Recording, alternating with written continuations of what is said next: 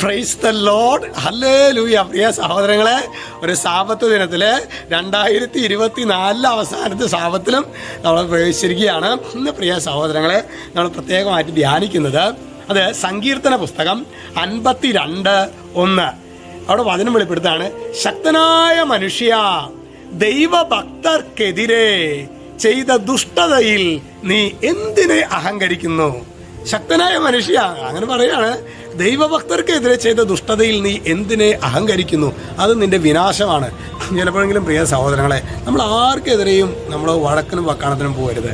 നമ്മൾ അവരെ ശരിക്കും ഇകഴ്ത്തി കാണിക്കരുത്. വളരെ പ്രത്യേകമായി ദൈവഭക്തർക്കെതിരെ, കർത്താവിൻ്റെ ഇഷ്ടം മാത്രം ചരിക്കുന്നവർ, പക്ഷെ ലോകദൃഷ്ടി ഒരു ഭോഷന്മാരായിട്ടൊക്കെ തോന്നേക്കാം.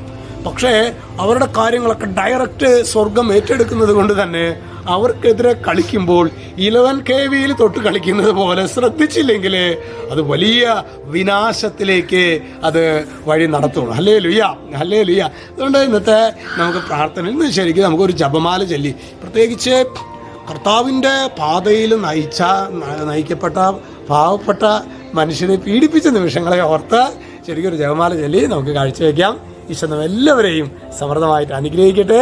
രക്ഷിതാവായ യേശു ക്രിസ്തുവിന്റെ നാമത്തിൽ ആശീർവദിക്കുന്നു, ഇപ്പോഴും എപ്പോഴും എന്നേക്കും. ആമേൻ.